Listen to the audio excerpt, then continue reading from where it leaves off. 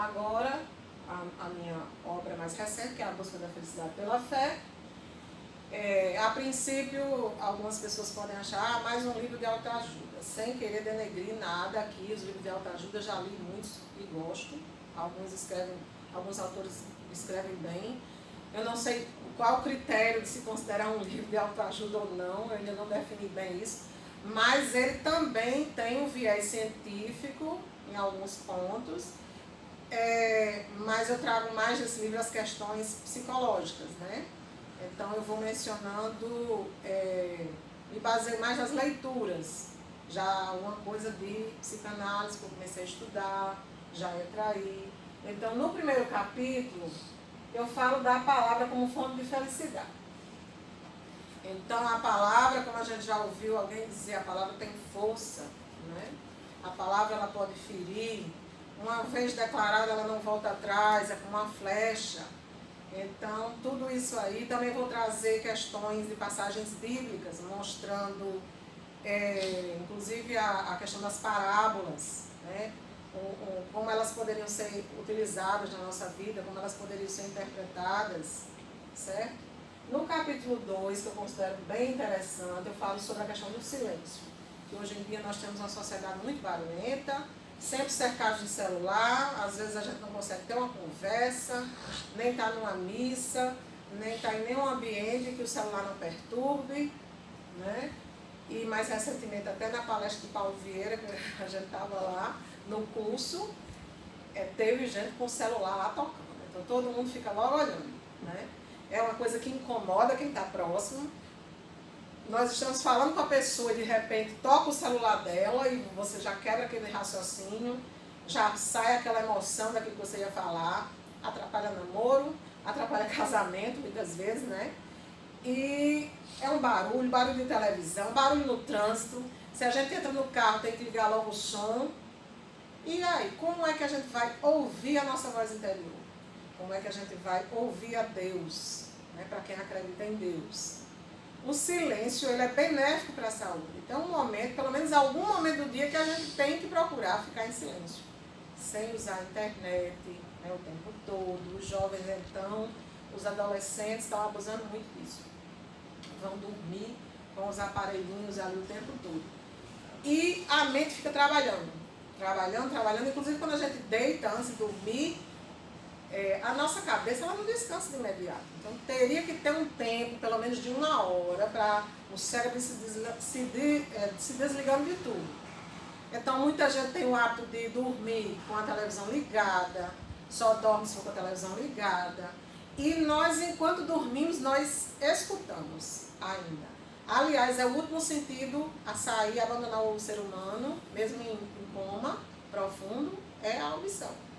Aí muitos pacientes relatam que quando voltam do coma, que estavam ouvindo toda a conversa de médicos, de enfermeiros. Então, é importante demais esse silenciamento. Então, eu recomendo, né? Mesmo quem não tem a prática de oração, mas pelo menos tem a prática de fazer um momento que se dedique só a si mesmo, a ficar em silêncio. Nos retiros espirituais, né? Nós que somos das equipes de Nossa Senhora, nós temos pelo menos uma vez no ano e nos isolar um pouco da vida lá fora, às vezes até o casal ficar um pouco separado um do outro, para rezar, para ler, para meditar. Isso é muito importante, né? Então todo esse trago nesse capítulo. Então Deus é o próprio silêncio e habita no nosso íntimo. Ele não está no barulho, certo? Para atingir o silêncio verdadeiro e benéfico é necessário fazer cessar todo o barulho interior. Demora a fazer cessar o barulho interior. Leva tempo, porque os pensamentos eles não param. A gente não para de trabalhar com a mente. Então, se você está o tempo todo no celular, o tempo todo na televisão, jamais vai atingir isso. Pelo silêncio chegamos ao autoconhecimento. A gente tem que parar e pensar. Muitas vezes as pessoas não querem parar porque elas não gostam de estar sozinhas consigo mesmas. Ela tem medo do que ela vai descobrir, do que ela é capaz. Então ela tem que estar sempre cercada de gente se movimentando. E isso faz adoecer. O silêncio nos ajuda a focar no momento presente.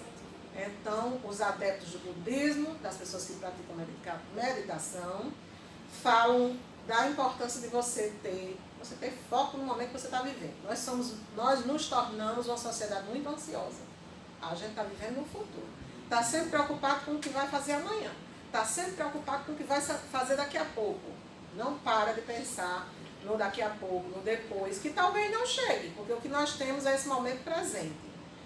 A meditação, ela ensina justamente você a focar no momento presente. Isso é vital para a sua saúde mental, porque senão vai desenvolver um transtorno de ansiedade generalizada. E a maioria dos transtornos mentais, eles não ficam isolados. Um desencadeia o outro, né? São o que nós chamamos de comorbidades, certo? O capítulo 3 é o grande carro-chefe do livro. Como a fé pode ajudar no tratamento da depressão. Aqui eu trago essa imagem que para mim é muito representativa. Eu tenho um filho que se chama João Vitor e que muitas vezes eu tirei da cama para estudar com essa palavra, com essa fonte bíblica aí, essa palavra bíblica. Meu filho, Jesus venceu o mundo, coragem, se levante. E eu tive que dizer isso para mim mesma e coloquei no meu celular, na tela de descanso. Estou até hoje com ela. Porque em 2016, quem me conhece no íntimo sabe que passei por momentos muito difíceis e que com a perda da minha mãe, com a doença dela e a perda sucessivamente, né, eu desenvolvi um quadro de depressão. E daí, para me levantar, eu lancei mão da fé. Cheguei a achar que estava perdendo essa fé, né? E é natural que o ser humano passe por isso. A gente questiona Deus, a gente fica perguntando por que com ela, por que comigo, né? Por que não com fulano? Que fulano está aí fazendo e acontecendo, né? Nós somos fracos e essa é a realidade. Então, daí, dessa palavra eu tirei muita coragem. Nesse momento eu comecei a escrever o livro. E é muito importante porque a depressão é uma grande epidemia no mundo, acomete cerca de 20% da população, está pegando todas as faixas etárias, todas as raças, acometendo crianças que tentam suicidar aos 9, 10 anos de idade. É uma ferrugem que destrói até grandes estruturas. Um autor muito conhecido já declarou isso, né? Então, ela vai se desenvolvendo silenciosamente, como a ferrugem pega uma estrutura metálica, até mesmo um avião, se ele estiver lá exposto ao sol e à chuva no decorrer dos anos, a ferrugem vai destruir. E é isso que acontece com a depressão. A maioria dos casos, ela já vem sorrateira. Os familiares não percebem, o próprio paciente não percebe, ele começa a desenvolver uma certa irritabilidade, principalmente o homem.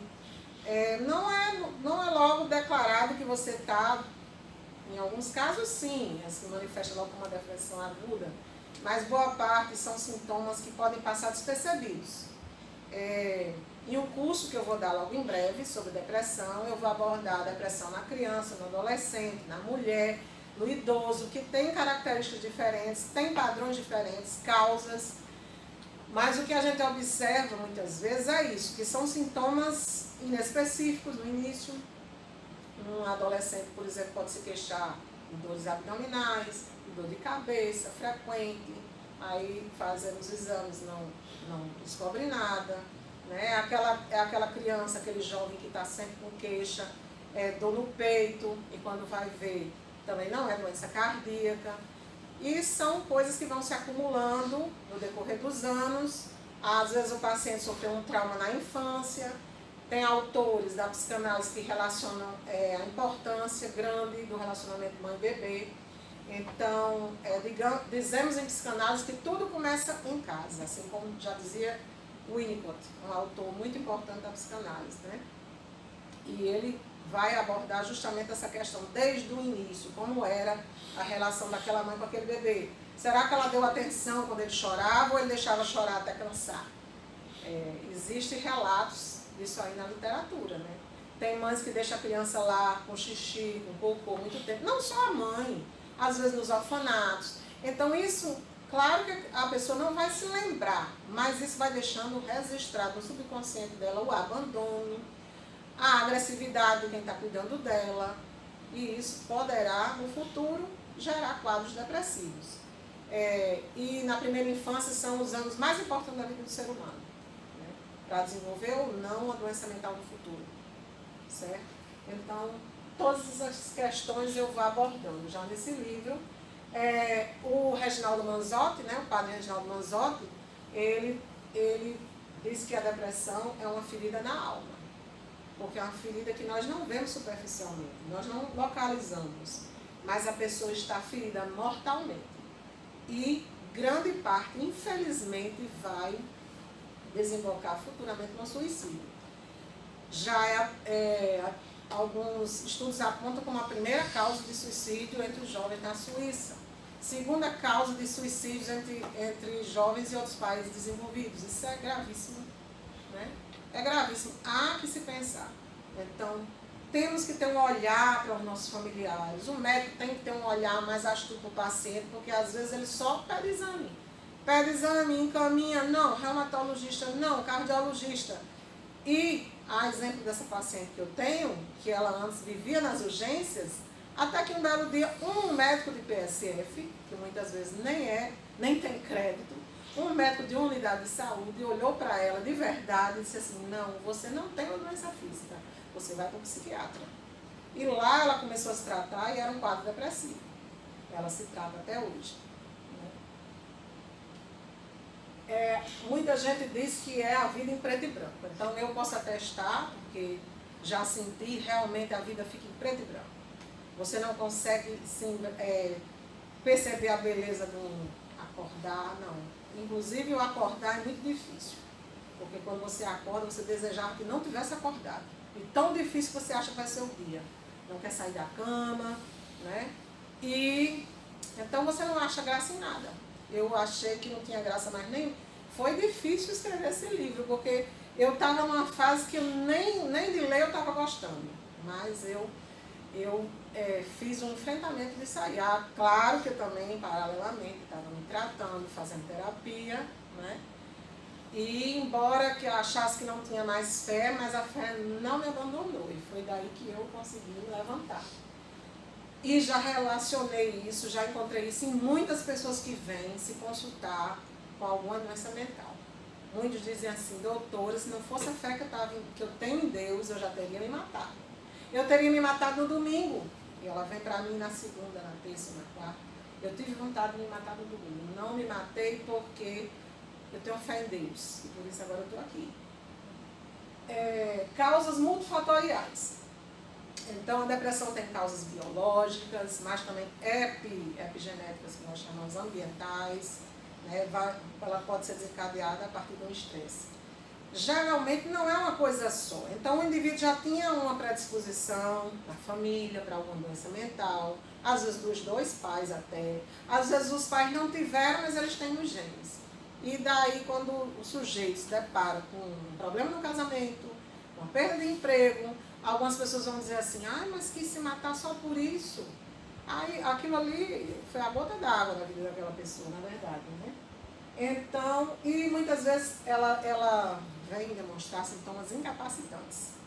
É a segunda causa, em muitos países, de falta ao trabalho de licenças médicas. Inclusive, eu tirei uma. Relutei bastante em tirar, porque quando você vai até para o INSS para você mostrar que está com a doença, assim, né? Muitas pessoas recriminam, acham que você é fracassado.